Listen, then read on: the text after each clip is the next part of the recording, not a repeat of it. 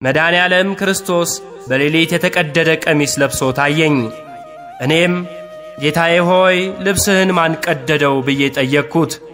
አርዮስ ልብሴን ቀደደው፣ ከባሕሪ አባቴ ከአብ ለይቶኛልና እንዳትቀበለው ተጠንቀቅ አለኝ አላቸው።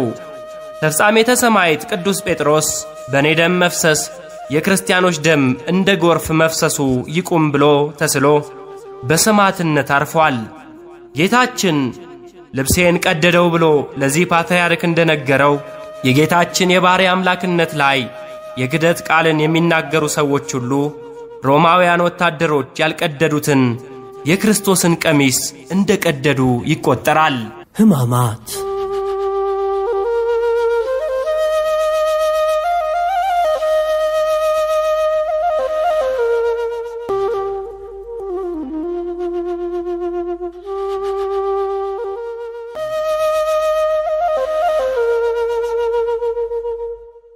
ምዕራፍ 4 የመከራ ጉዞ ወደ መከራ ክፍል 3 ልብሱን ገፈፉት።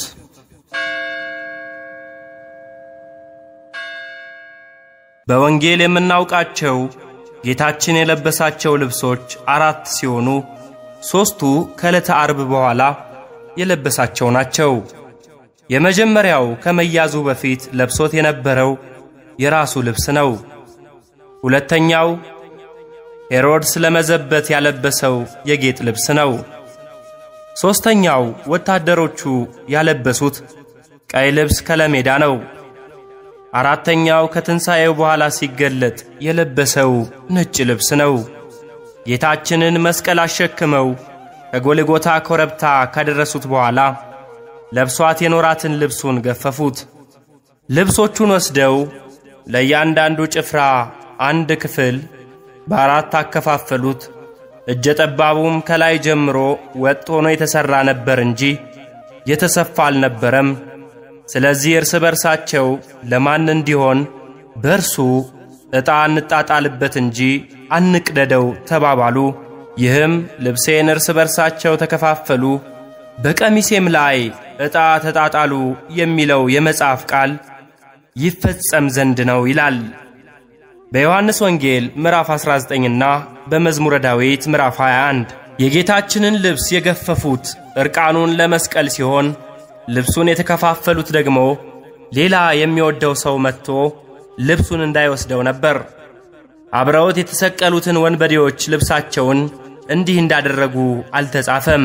ይህም ትንቢት የተነገረለት እርሱ ስለሆነና የሚረዳው የሌለ ያማረ ልብስ የማይለብስ ድሃ ነው ብለው በእርሱ ለመሳለቅ እንዲመቻቸው ነበር። የጌታችን ልብስ ግን እነርሱ እንዳዩት ተራ ልብስ አልነበረም። ወታደሮቹ አላወቁም እንጂ ከላዩ ገፈው በእጃቸው የያዙት ልብስ በታቦር ተራራ እንደ ብርሃን ነጭ የሆነውን ልብሱን ነበር። ይህ ልብስ ከ12 ዓመት ጀምሮ ደም ይፈሳት የነበረችውና ገንዘቧን ከስራ ልትድን ያልቻለችው ሴት የዳሰስኩት እንደሆነ እድናለሁ ያለችው ልብስ ነው። ይህ ልብስ የዚህችን ሴት የደሟን ምንጭ ያደረቀላት ልብስ ነው። ጌታችን ሴቲቱን ከፈወሳት በኋላ አንድ ሰው ዳሶኛል፣ ኃይል ከኔ እንደወጣ አውቃለሁ ብሎ የተናገረበት ስለዚህ ልብስ ነበር። ስለዚህ ልብስ በገባበት ስፍራ ሁሉ መንደርም ከተማም ገጠርም ቢሆን በገበያ ድዌዎችን ያኖሩ ነበር። የልብሱንም ጫፍ እንኳን ይዳስሱ ይለምኑት ነበር። የዳሰሱትም ሁሉ ዳኑ ተብሎ ተጽፏል። በማርቆስ ወንጌል ምዕራፍ 6 ከቁጥር 56 ይህንን ታምረኛ ልብስ የሮም ወታደሮች ተከፋፍለው በእጃቸው ቢይዙትም ደም ይፈሳት እንደነበረችው ሴት በእምነት ሆነው አልዳሰሱትምና አንዳች ተአምር አላዩም። ምንም ተአምር ከልብሱ አላገኙም። ክርስቶስ የማይነገረውን ኃይሉን ገድቦ ነበርና ይላል አፈወርቅ። ሮማውያን ወታደሮች ጌታችን ልብሱን ገፈው በአደባባይ ዕርቃኑን አቆሙት። ምድርን በአበባ የሚያስጌጣትን አምላክ ሰለሞን እንኳን በክብሩ ለብሶት የማያውቀውን ልብስ ለሜዳ አበቦች የሚያለብሳቸውን አምላክ ልብሱን ገፈው ዕርቃኑን አቆሙት። እንደ ሸላቾች ልብሱን ከላዩ ላይ 2 ጊዜ ገፈፉት። እርሱም በሸላቾቹ ፊት ዝም እንደሚል በግ ዝም አለ። እርቃናቸውን ከገነት የወጡትን አዳምና ሔዋንን ለማልበስ ልብሱን ተገፈፈ። እርሱ በመዋረድ ውስጥ ሆኖ በልብሶቹ እርቃናቸውን አለበሰ። የእርሱ ልብሶች ለተዋረዱት አዳምና ሔዋን እንደሚበቁ ያውቅ ነበርና ይላል ቅዱስ ያዕቆብ ዘስሩግ። በዚህ ሊቅ ምክንያት እስቲ ላፍታ አዳምና ሔዋን ከገነት ወደ ወጡባት ቅጽበት እንመለስ።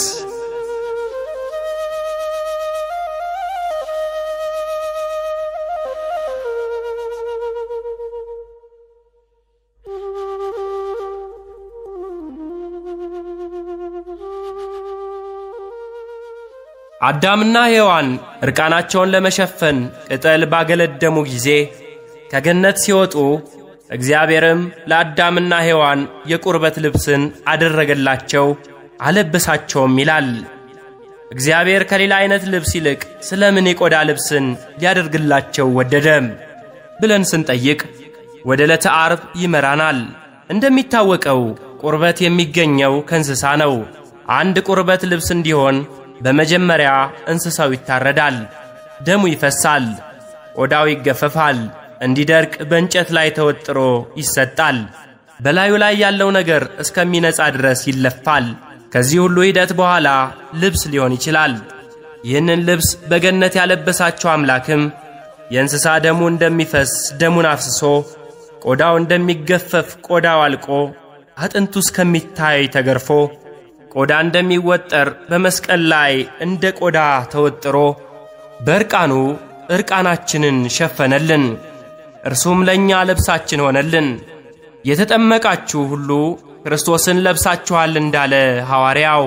ወታደሮቹ የጌታችንን ልብስ ለአራት ክፍል ተከፋፈሉ።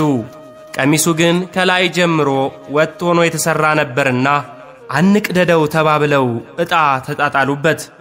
እነዚህ ወታደሮች ለቀሚሱ ሳስተው ባለመቅደዳቸው ሳያውቁት ትልቅ ምስክርነት መሰከሩ። ጌታችን ብዙ መንገላታት ሲደርስበት ባደረው በጨለማው ፍርድ ቤት በአይሁድ ሸንጎ ውስጥ ሊቀ ካህናቱ ቀያፋ ከሕግ ውጪ ልብሱን ቀዶ እንደነበር ይታወሳል። በዚህም ሥራው ሊቀ ካህናት ልብሱ ሊቀደድ እንደማይገባውና ልብሱን መቅደዱም ሊቀ ካህናትነቱ ማለፏን የሚያመለክት እንደሆነ በስፍራው ተመልክተን ነበር።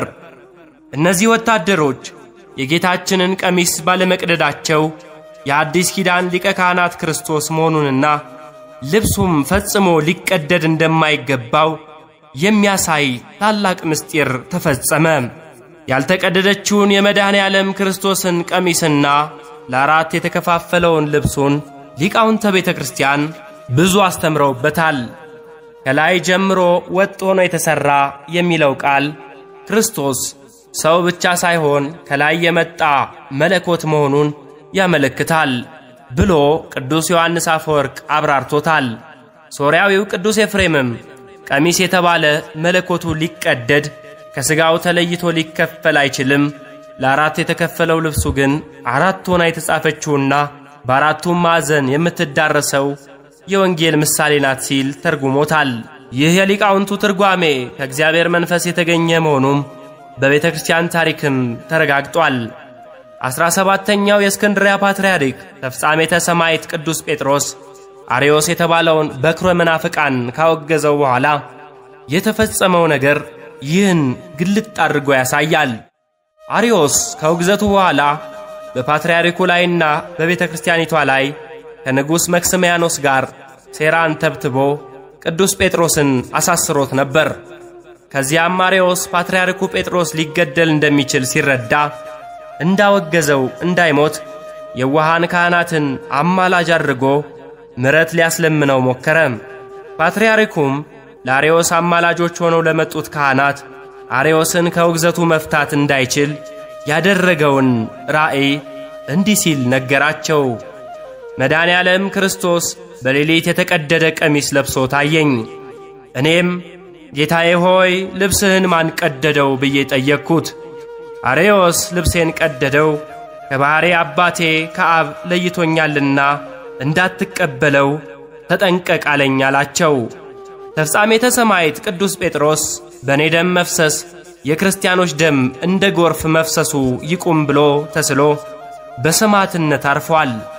ጌታችን ልብሴን ቀደደው ብሎ ለዚህ ፓትርያርክ እንደነገረው የጌታችን የባሕርይ አምላክነት ላይ የክደት ቃልን የሚናገሩ ሰዎች ሁሉ ሮማውያን ወታደሮች ያልቀደዱትን የክርስቶስን ቀሚስ እንደቀደዱ ይቆጠራል። ሊቁ ቅዱስ አውግስጢኖስ የጌታችንን ልብስ አለመቀደድ ቤተክርስቲያንን ለሚከፋፍሉ ሰዎች ማስተማሪያ አድርጎ ተጠቅሞበታል። እንደ ሊቁ ትምህርት ያልተቀደደችውና ከላይ ጀምሮ ወጥ የሆነችው ቀሚስ ከዚህ ዓለም ያልሆነችው የቅድስት ቤተክርስቲያን ምሳሌ ናት። ለአራት የተከፈለው ደግሞ የምታስተምረው ወንጌል ነው። ወንጌል ሊከፋፈልና ለዓለም ሁሉ ሊዳረስ ይችላል። ወንጌል በዘር በቋንቋ በሀገር አይገደብምና የክርስቶስ ወታደሮች የሆኑ ካህናትና መምህራነ ቤተክርስቲያን ወንጌልን ተከፋፍለው ለዓለም ማከፋፈል አለባቸው።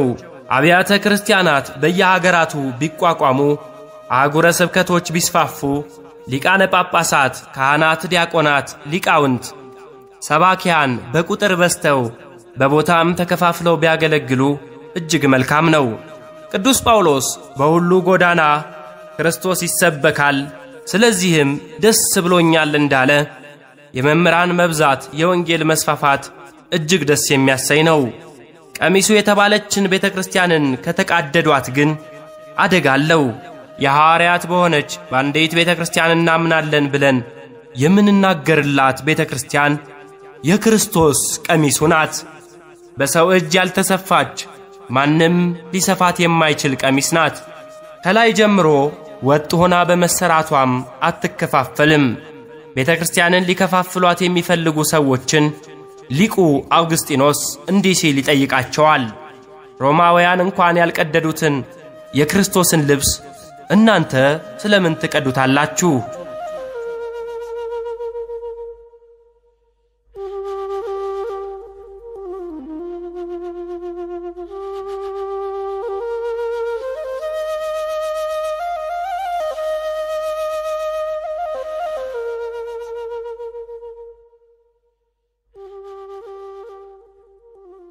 በእጅህ መካከል ያለው ቁስል ምንድነው?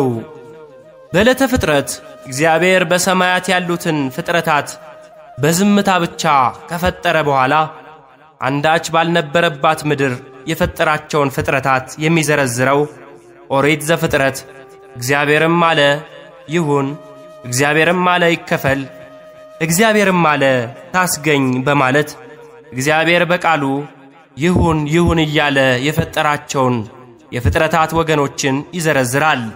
እግዚአብሔር በዝምታውና በቃሉ ፍጥረታትን ሁሉ ፈጥሮ ከፈጸመ በኋላ በመጨረሻ ሁሉን ያሰናዳለትንና ከሁሉ ለይቶ ሊያከብረው የመረጠውን የሰውን ልጅ በአርአያውና በአምሳሉ ሊፈጥር ወደደ።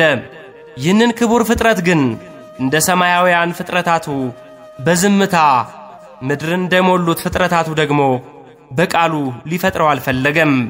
ስለዚህ በአምላካዊ እጆቹ ከምድር አፈርን አንስቶ በእጆቹ አበጀው፣ ሔዋንንም ከአዳም ነስቶ በእጆቹ ሠራት። ቅዳሴያችን የሰውን ልጅ ስለማክበር ጭቃ ይዞ ታየ እንደሚለው ልዑል እግዚአብሔር የሰውን ልጅ ከፍጥረታቱ ሁሉ አክብሮ በእጆቹ ፈጠረው። እግዚአብሔር ከፍጥረታት ሁሉ እንደ ሰው ያከበረው የለም። ይሁንና ከፍጥረታትም ሁሉ እንደ ሰው እግዚአብሔርን ያቃለለም የለም። ያከበረውን አምላክም በኃጢአት አቃለለ። በዕለተ ዓርብ የሆነው ደግሞ የባሰ ነው። ከፍጥረት ሁሉ አክብሮ አፈር ከምድር ነስቶ የፈጠረበትን የእግዚአብሔርን እጅ የሰው ልጅ በሚስማር ቸነከረው። አዳምን የፈጠሩ እጆች በመስቀል ችንካሮች ተቸነከሩ። የጠፋውን አዳም ፍለጋ አዳም ሆይ ወዴት ነህ እያሉ በገነት የተመላለሱት አምላካዊ እግሮችም በመስቀል ችንካሮች ተቸነከሩ። ሰውን ወዳጁ አምላክ በወዳጆቹ በሰው ልጆች መካከል ሰው ሆኖ ቢገለጥ እጆቹ በችንካር ቆሰሉ።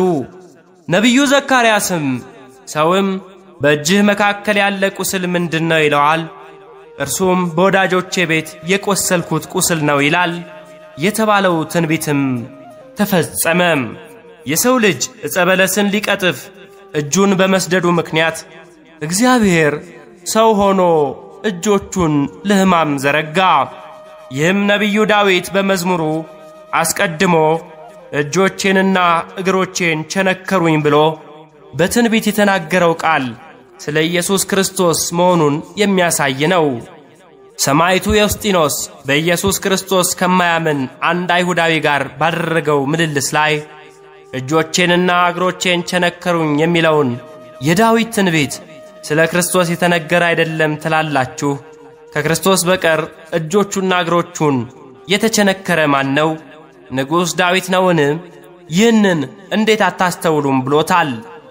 ጌታችን ከተገረፈው ግርፋትና ከተንገላታበት የቀራንዮ መንገድ በኋላ ከመስቀሉ እንጨት ጋር በረዣዥም ምስማሮች መቸንከሩ እጅግ የማይነገር ስቃይ የሚያስከትል ነበር።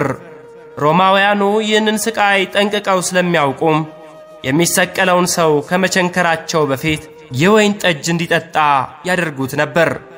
ይህንን የሚያደርጉበት የመጀመሪያው ምክንያት ሊቃውንት ባጭሩ ለቀኖት ወይም ለችንካር እንዲያዝላቸው ብለው እንደሚገልጹት ጠጁ ከከርቤና ሐሞት ጋር ተቀላቅሎ ሲጠጣ የማፍዘዝ የማደንዘዝ ኃይል ስላለው የሚቸነከረው ሰው እየተወራጨና እየጮኸ እንዳያስቸግራቸውና እጆቹና እግሮቹ በድካም ዝለው እንዲቸነከሩ ለማድረግ ነው። ያፈዛልና ይጠጣ ዘንድ ወይንን ሰጡት።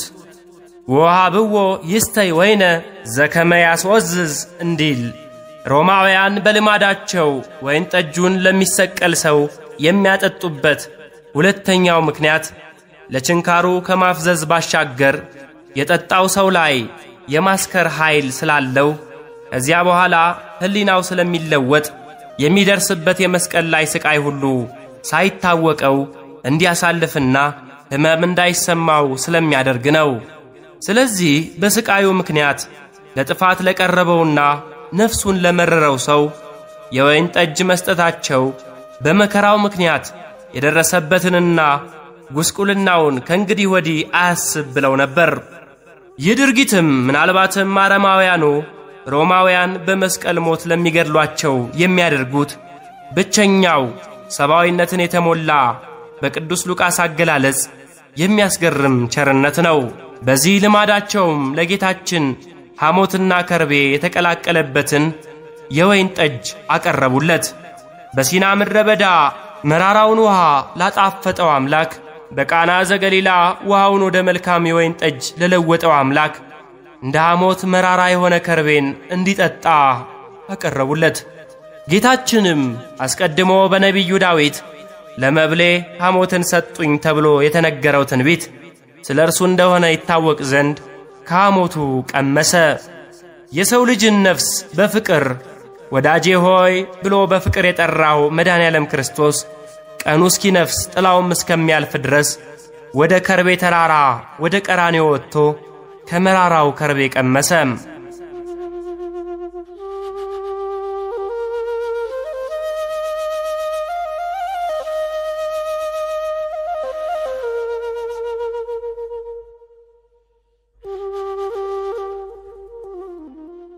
ጌታችን በቤተልሔም በተወለደበት ዕለት በኮከብ ተመርተው የምስራቅ ነገሥታት ወደ እርሱ መጥተው ነበር። እነዚህ ነገሥታት ሳጥናቸውን ከመክፈታቸው በፊት ልባቸውን ከፍተው ከሰገዱለት በኋላ ያመጡለትን እጅ መንሻ በፊቱ አቀረቡለት።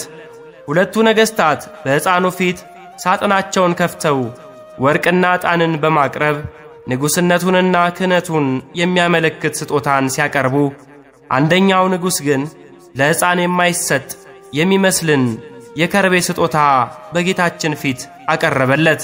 ለሕፃን የማይሰጥ የሚመስልን የከርቤ ስጦታ በጌታችን ፊት አቀረበለት። ይህ ስጦታ ግን እንደ ሌሎች ሕፃናት ሊኖር ብቻ ሳይሆን ስለ ሰው ልጆች ሊሞት የተወለደው ጌታ ስለሚቀበለው መራራ የሆነ ስቃይ የሚያመለክት ስጦታ ነው። በውዳሴ ማርያም ጸሎታችን ስለ እኛ በፈቃዱ ለተቀበለው መዳኛችን ለሆነ ሞቱም ከርቤን አመጡለት። ወከርቤ ዘይትወሃብ ለሞቱ ማሕያዊ በእንቲአነ ተወክፈ በፈቃዱ ብለን የምንጸልየው ለዚሁ ነው። ዓመቱን ሙሉ እንደ መላእክት ለእግዚአብሔር የዕጣን መሥዋዕትን የምታቀርበው ኦርቶዶክሳዊት ቤተክርስቲያናችን ጌታችን መራራ ሞትን በቀመሰበት በሕማማት ሳምንት በዓርብ ስቅለትና በቀዳም ስዑር ዕጣን ማጠኗን ትታ እጅግ የሚከረክረውን ከርቤ ብቻ የምታጥነውም ይህንን ለማስታወስ ነው። ይህንን የሞቱ ምሳሌ የሆነ ከርቤን ጌታችን ቀመሰው እንጂ አልጠጣውም። ሞትንም ለ3 ቀናት ያህል ቀምሶት ወዲያው ከሞት ተነስቷል። ወታደሮቹ ለጌታችን ከርቤ የተቀላቀለበትን ወይን ጠጅ ሲያቀርቡለት ትንቢቱ ይፈጸም ዘንድ ብቻ ቀምሶ መተው ሮማውያን የወይን ጠጁን ከሚያጠጡበት ዓላማ አንጻር ስናየው በርግጥም ምክንያታዊ ነው። ጌታችን የወይን ጠጁን በምላሱ ከመቅመስ አልፎ ጠጥቶት ቢሆን ኖሮ ስለሚደነዝዝና ሕሊናውን ስለሚስት ከዚያ በኋላ የሚደርስበት ነገር ሁሉ አይሰማውም ማለት ነው። ይህ ሆነ ማለት ደግሞ ጌታችን ቀራንዮ ከደረሰ በኋላ በመስቀል ላይ የሚቀበላቸውን ስቃዮች ሁሉ በሚያደነዝዝ ነገር ምክንያት ሳይታወቀው ተቀበለ ማለት ይሆናል።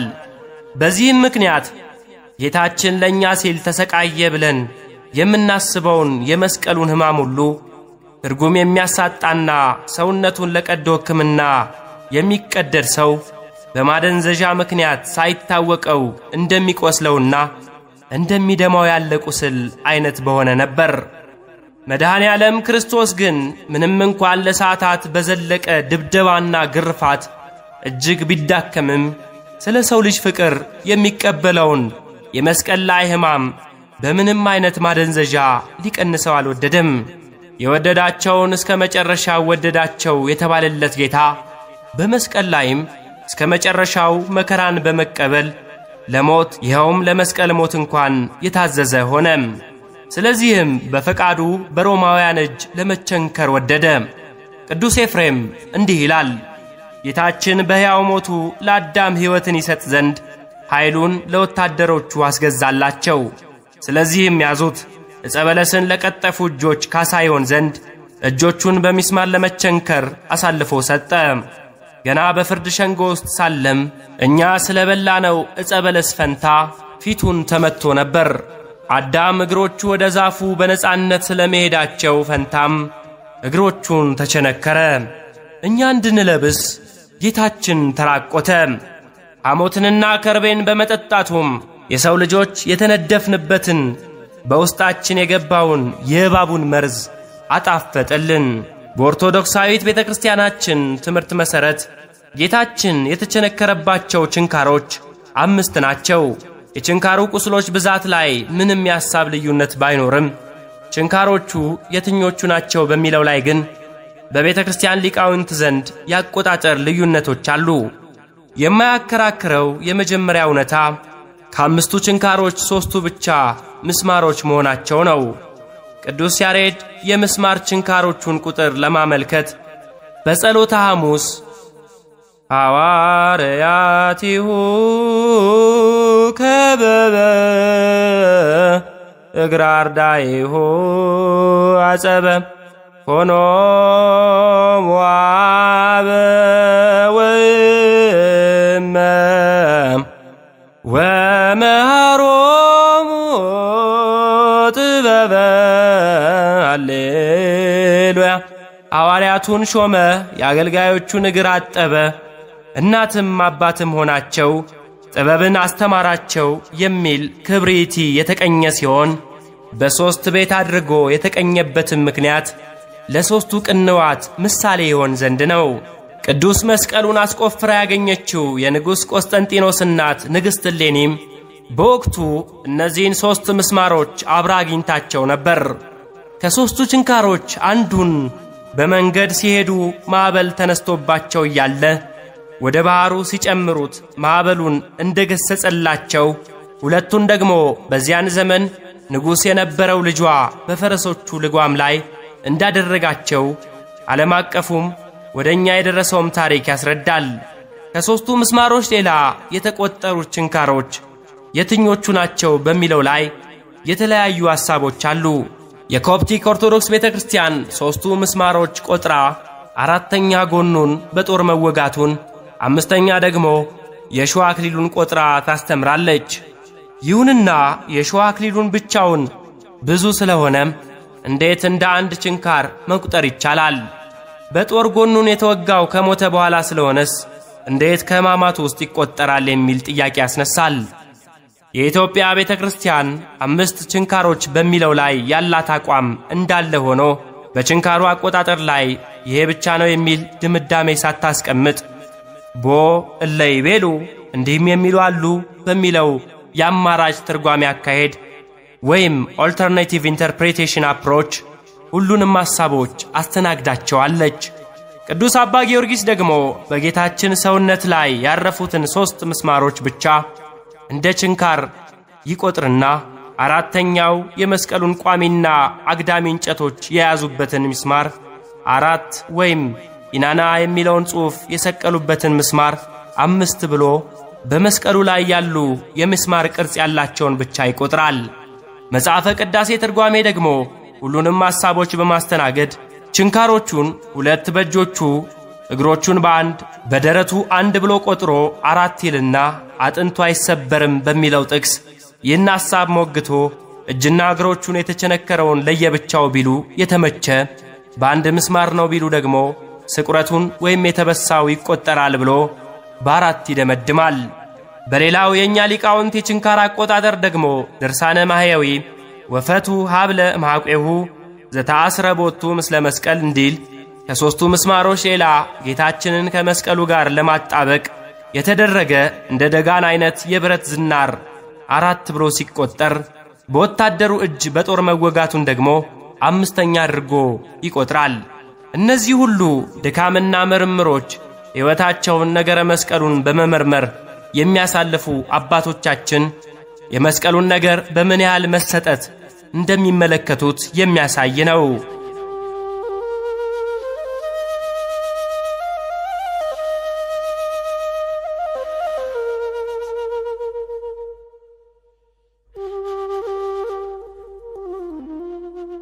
ቆጠራውም የጌታችን ሕማሙንና የተቀበለልን ስቃይ በመንፈስ ለመረዳትና ውለታውንም አንዳች ሳያስቀሩ ለመቁጠር የሚደረግ የፍቅር ብዛት የሚወልደው ምርመራ እንጂ ሃይማኖታዊ ይዘቱ ላይ ያለ ልዩነት አይደለም።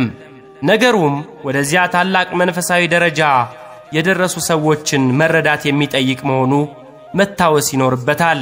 የጌታችን መስቀሉ እስካላከራከረና ሁሉንም እስካስማማ ድረስ የቆሰለባቸውን ቦታዎች መቁጠር ብዙም አያስቸግርምና ሐሳቦቹን እንዳሉ እናስቀምጣቸዋለን። ሌላው ጉዳይ በቤተ ክርስቲያናችን ጌታችን የተቸነከረባቸው 5ቱ ቅንዋት ሳዶር፣ አላዶር፣ ዳናት፣ አዴራ፣ ሮዳስ በመባል መጠራታቸው ነው። ይህ ስያሜ ሮማውያን ወታደሮች ጌታችንን ከመቸንከራቸው በፊት ለሚስማሮቹ ስም እያወጡ ቸንክረውታል ማለት እንዳልሆነና ከዘመናት በኋላ እነዚህን ቅንዋት ለመጥራት የወጣ ስያሜ መሆኑ ግልጥ ነው። ለነዚህ ስያሜዎች በእኛ ቤተ ክርስቲያን በምንጭነት የሚጠቀሰው ከግብፅ ቤተ ክርስቲያን ከአረብኛ የተተረጎመውና እመቤታችን ባርቶስ በሚባል ሀገር የጸለየችውን ጸሎት የያዘው መጽሐፈ ባርቶስ የተሰኘ ጥንታዊ የጸሎት መጽሐፍ ነው። ይሁንና በግብፅ ቤተ ክርስቲያንም ሆነ በእኛ ቤተ ክርስቲያን ጌታችን የቆሰለባቸውን ችንካሮች ለመጥራት ከመጠቀማችን ውጪ ስለ 5ቱ ቃላት ትርጉም የሚሰጥ ማብራሪያ የለም። ከኛ ቅዱሳን ሊቃውንት አባ ጊዮርጊስ ዘጋስጫ ብቻ እነዚህን ስሞች እንደ ቁጥር ተጠቅሞባቸው ሳዶር ብሂል አሃዱ ወአላዶር ብሂል ካል፣ ሳዶር ማለት 1 አላዶር ማለት 2 እያለ ሲተረጉማቸው እናያለን። በአጠቃላይ የቤተ ክርስቲያናችን ስነ ጽሑፍ ትኩረት የጌታችን የችንካሮቹ ቁስሎች ላይ ነው። እነዚህ ስሞች ግን በታሪክ አጥኞችና በስነ ልሳን ተመራማሪዎች ዘንድ አሁንም ድረስ መቋጫ ሊገኝለት ያልቻለ የሰፊ ክርክር መነሻዎች ናቸው። ከቋንቋ ቋንቋ ሲተረጎም ለውጥ ተደርጎበት ብናገኘውም የላቲኑ ቃላት በተለምዶ የሳቶር ማዕዘን ሳቶር ስኩዌር የሚጠራ ሲሆን ቃላቱም ሳቶር፣ አሬፖ፣ ተኔት፣ ኦፔራ፣ ሮታስ የሚባሉት ናቸው። እነዚህ 5 ቃላት ከኋላ ወደፊት ከላይ ወደ ታች ሁሉንም ጫፍ ላይ ያሉ ፊደላት መነሻ እያደረግን ብናነባቸው ተመሳሳይ 5 ቃላትን የሚሰጡ አስደናቂ ቃላት ናቸው። የእነዚህን ቃላት ትርጉምና ምንጭ በሚመለከት እጅግ ብዙ የምርምር ወረቀቶች የተሰሩ ሲሆን ሁሉንም የሚያስማማ ድምዳሜ ላይ ግን አልተደረሰም። ከክርስትናው ዓለም ታሪክ ጋር የተያያዙ ብዙ ታሪካዊ ማብራሪያዎች ያሉት ሲሆን ከዚህ አልፈው ግን ከሂሳባዊ ፍልስፍና ጋር፣ ከስነ ከዋክብት ጋር፣ ከባዕድ አምልኮ ጋር ይያያዛል ብለው የጻፉም ብዙዎች ናቸው። የተባለውን ሁሉ መዘርዘር አስፈላጊ ስላልሆነም በክርስትናው ዓለም የተሰጠውን ትርጓሜ ብቻ ግን ለመመልከት እንሞክራለን።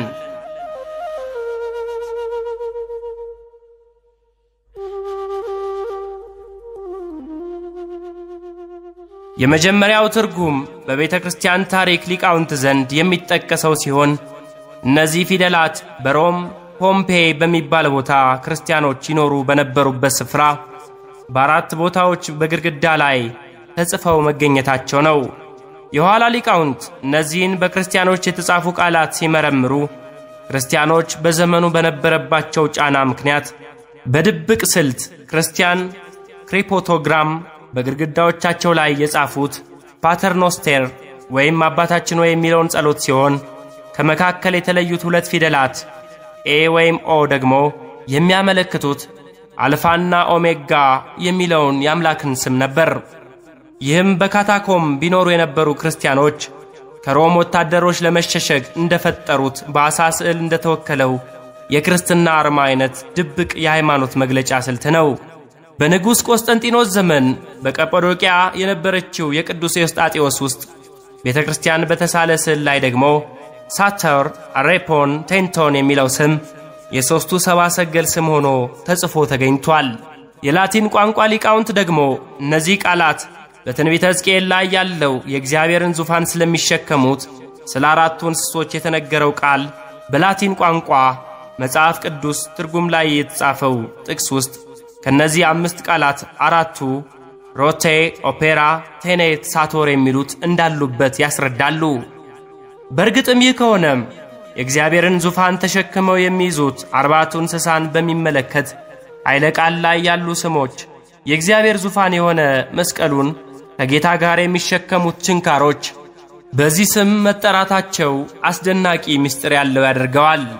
እመቤታችን የጸለየችውን ጸሎት ያካተተው መጽሐፈ ባርቶስም በ5ቱ ችንካሮች አምልሃለሁ ብሎ የችንካሮቹን ስም ከዘረዘረ በኋላ አምልከ በ4ቱ እንስሳከ መንፈሳውያን እለንበለ ሥጋ እለይጸውሩ መንበረከ ዙፋንህን በሚሸከሙ ያለ ሥጋ መንፈሳውያን በሆኑት በ4ቱ እንስሳዎች አምልሃለሁ የሚል ጸሎት ማስከተሉን ከዚህ ጋር ማገናዘብ እንችላለን። ሌላው የላቲን ቋንቋ ሊቃውንት ምልከታ ደግሞ ቃላቱን ወደ ጎን በማንበብ ትርጓሜውን ማብራራት ነው። በዚህም መሠረት የ5ቱ ቃላት ጥምረት the sower with his flow holds with purpose the wheels ዘሪው እርፉን የሚጨብጠው በምክንያት ነው የሚል ትርጓሜን እንደሚሰጥ ያብራሩ ሲሆን ቅዱስ ሄሬኔዎስ በዮሐንስ ወንጌል ምዕራፍ 4 ከቁጥር 37 ላይ ያለውን አንዱ ይዘራል አንዱም ያጭዳል የሚለውን ቃል ይዘው ለተነሱ የዚያ ዘመን መናፍቃን መልስ ሲሰጥ ይህን አገላለጽ በላቲኑ ቃል በቃል እንደተጠቀመ አገናዝበው ይጠቅሳሉ።